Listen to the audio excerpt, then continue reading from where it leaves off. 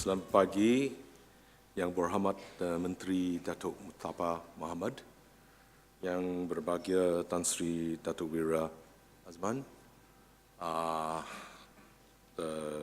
Yang berbahagia Tan Sri Datuk, tuan-tuan dan puan-puan yang dihormati sekalian. It's very difficult to follow Tan Sri Azman's off-the-cuff, very relaxed, but straight to the point opening welcome.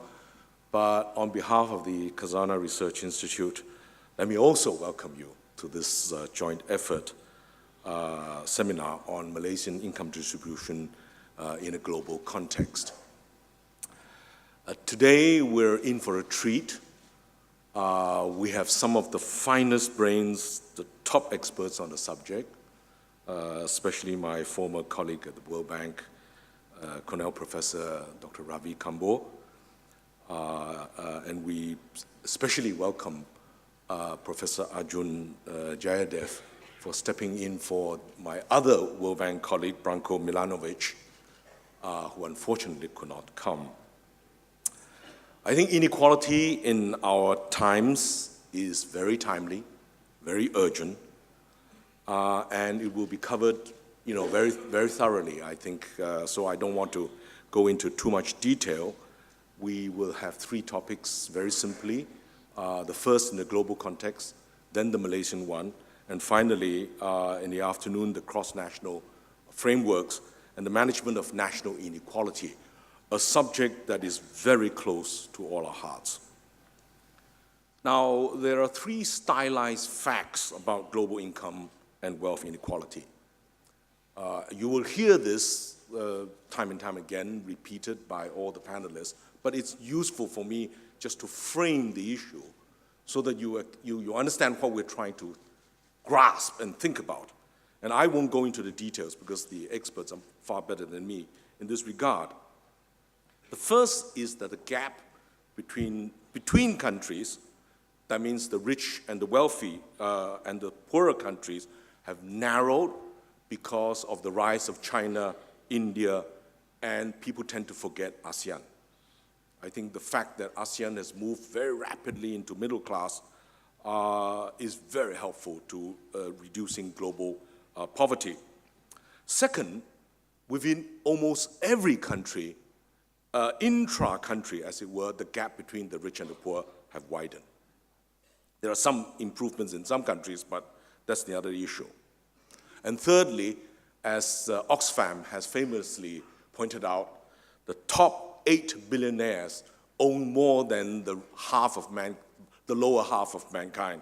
Not that they're lower, but they just don't have so much opportunities to become billionaires.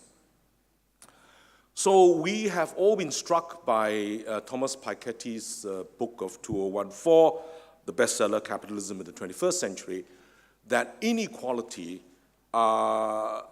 has historical and political reasons. And of course, in the agricultural age, anybody who owned land became wealthy because you get income and wealth through land and agriculture and food.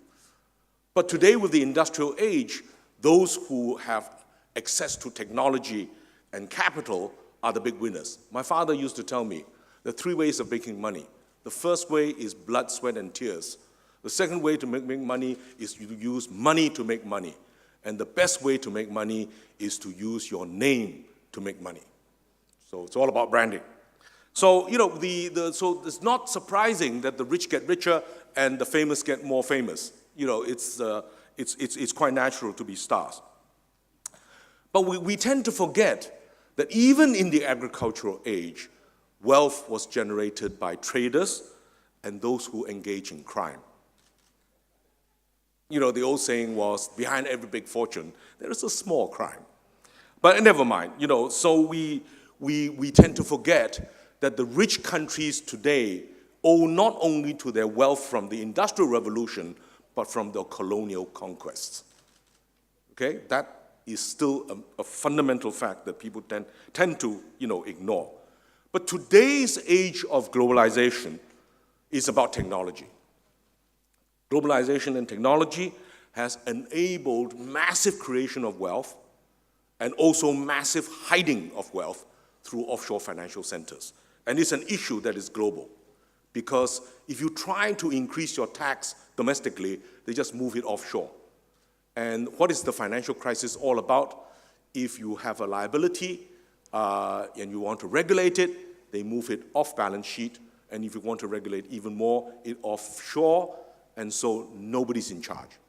So one can become, wealthier and wealthier. So the issue is that we are facing, both conceptual and practical problems of dealing with inequality. Now, there are 4 factors that actually drive inequality. The first one is geography. The second is demographics. The fourth one is technology. The third one is technology, and the fourth one is governance.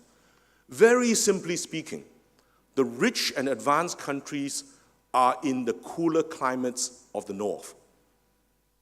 Okay? And there are historical reasons. They account for 13.8% of world population, but they own most of the global income and wealth. The issue is very straightforward. I'm putting it in very simple terms, because one tends to forget this when we describe, the next decimal point of the Gini coefficient. If you live in the right area, you will have a better chance of succeeding than if you live in a ghetto or if you live in a failed state. It's as simple as that. Politics does matter. Good, stable politics mean good environment for growth. Second, demographics. If you live in an area where all the young people are emerging into the labor force at the same time, you're not going to get very good wages, and your chances of getting good jobs is going to be very difficult. And that, to sum up, was the Arab Spring. Okay, so demographics really matter, right? And it matters because when you have a demographic bulge, the capacity of the bureaucracy cannot cope. You cannot build enough schools, you cannot train enough good teachers, and the result is you get, poor quality students emerging into the labor force, can't get jobs, and graduate unemployment is huge in almost every country. Okay, in Greece, in Portugal, graduate unemployment sometimes is 30–40%. Amongst the youth, sometimes 50%. Third, technology is a solution, but also a problem. A solution because, it has created many billionaires, high-income professionals, Silicon Valley, China, India, elsewhere. You've seen this. They are billionaires overnight. And they're great for all of us. It creates consumer surplus, but job deficits. I'm totally shocked by an article in Wired magazine about how Adidas is now designing high-tech shoes. In the production normally shoes, 80% of the shoes are manufactured in the East and South Asia. The standard period of designing and production of shoes is 90 days. Adidas did this in 1 day, not in a factory in Vietnam, in China, or Bangladesh, in Mannheim, in Germany, complete with digital printing and robotics and artificial intelligence. 1 day. Who needs cheap labor anymore? Okay? So, technology is a huge challenge. And lastly, if inequality and injustice is avoidable, if we can avoid injustice and inequality, then everything depends upon the quality of governance. Because it is a governance structure that deals with these problems that the theorists talk about the failures of the market. Okay? It's not about market failures. The market is about to fail anyway. But who deals with this? And that's the governance issue. And that's why we need to focus so much about the quality of governance. So I'm sure this conference, especially with the input of leading experts like, Ravi, Jomo, Arjun, Ken Simler, and all the experts here, will have a wonderful discussion. But let me very quickly summarize in a few minutes, and I think we're half an hour early, so I think it's fine. about the conundrums of solving inequality, right? It's so much easier to diagnose inequality. It is very difficult to deal with it. And we, in this country, Malaysia has been the most serious amongst emerging markets to deal with, inequality changes. And we have, by and large, succeeded, but we can do better, right? We can do better. So the getting the prognosis issue is very critical. And, Alan Ng and Jomo and others will talk about this. We've created the Bumiputra middle class that are so much better and fairer than under the colonial period. But we are facing very different challenges now. Now, Piketty puts this arithmetic right. He says, and this is simple arithmetic, if the net of tax rate of return exceeds the GDP ratio, inequality automatically rises. No brainer, right? If your income is higher than GDP on average, you must get richer than the guy whose income is lower than GDP. Very simple issue. So the question is, now that we have created a strong income earning professional class, can the middle class generate growth in income and wealth faster than the entrepreneurial class? This is a strategic issue that is basic arithmetic. Now, I want to share with you a eureka moment. I was taken to Dunhuang, which is the end of the Silk Road from Arabia to China. And I look west, 2,000 miles of desert. Look east, another 1,000 miles.